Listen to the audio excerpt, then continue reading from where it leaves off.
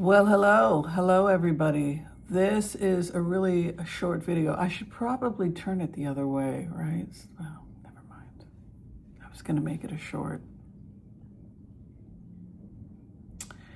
This is a really dark video, and I just want to give trigger warnings before I get started on this video. As many of you know, I'm a remote viewer, and I am trained in a technique which is called heart-centered remote viewing. And heart-centered remote viewing is a different type of remote viewing than the classical remote viewing that comes from the school that people are familiar with, that I guess the military was involved in some of that research. But heart-centered remote viewing is a very different type of remote viewing, because in heart-centered remote viewing, we're trying to the best of our ability to be empathetic and to really listen, and to listen without judgment, and to really try to the best of our ability to put ourselves in the shoes of the person we are attempting to understand. So that is the difference between HCRV and classical remote viewing. We attempt to the best of our ability to embody the person that we're attempting to connect with through empathy. So that is where I'm coming from when I try to get information on somebody,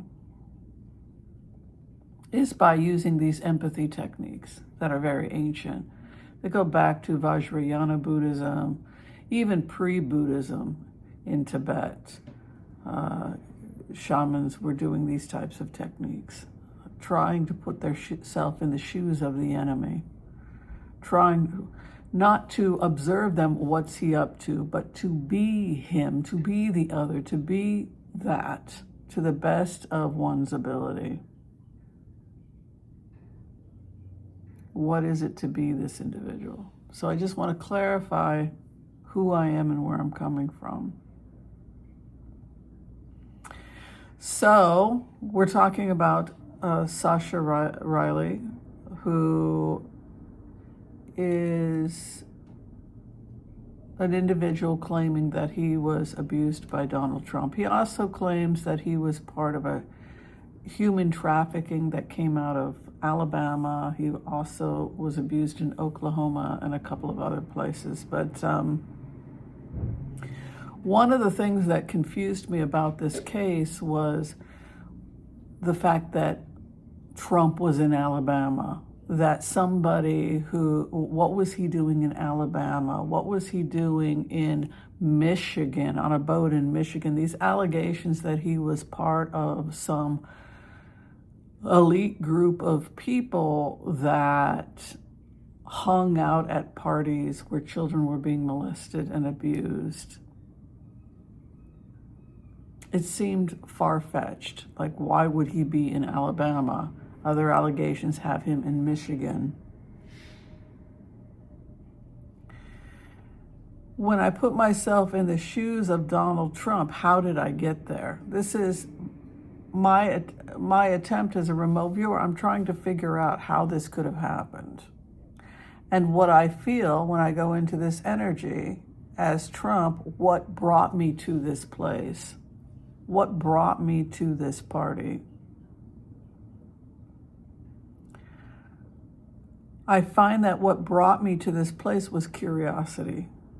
I was curious about these people. In plain words, I, Donald Trump, went to this place because I had always been curious. I became curious when I watched snuff films.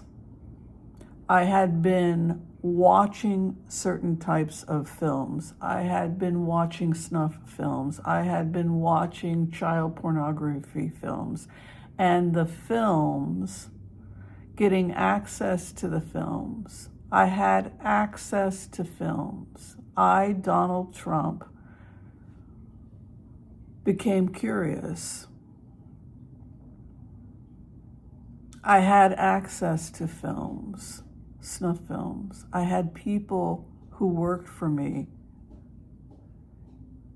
get me certain types of films that I was curious about.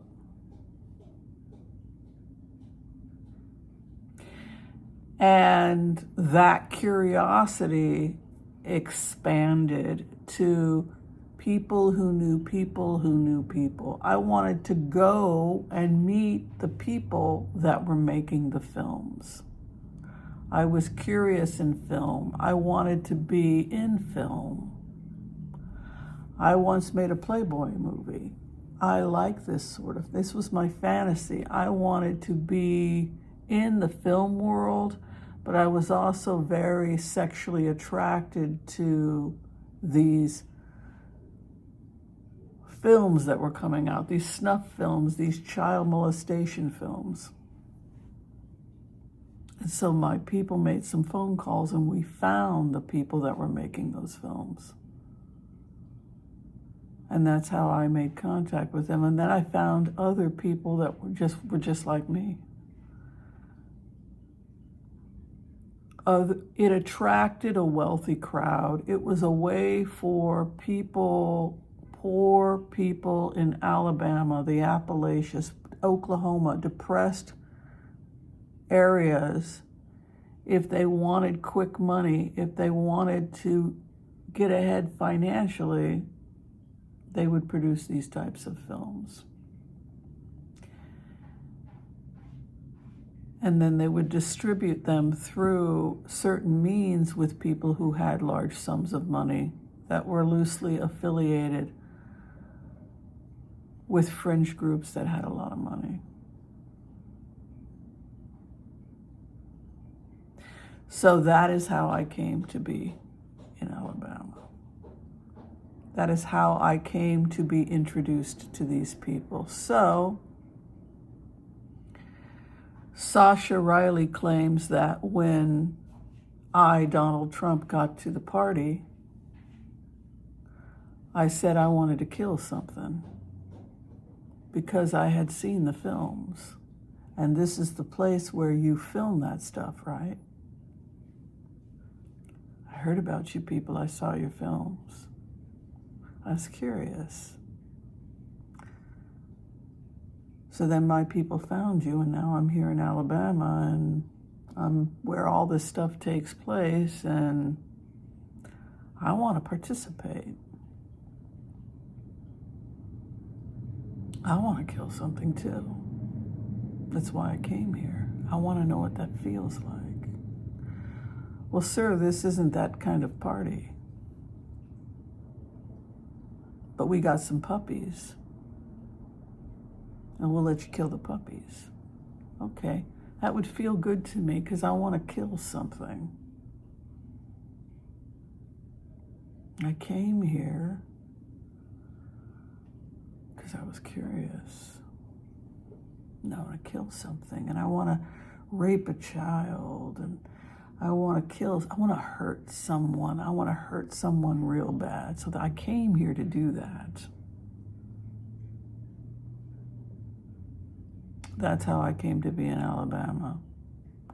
That's how I came to be in Michigan. And that is how I came to meet other people in high positions of power that were basically doing the same thing.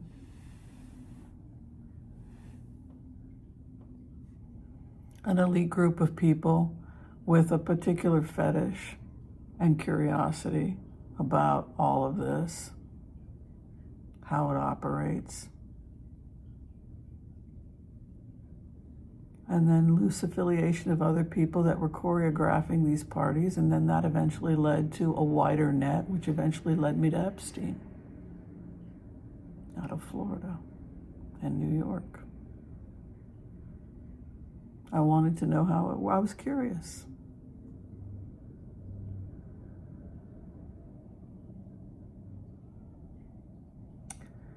This is today's remote. Thank you for watching.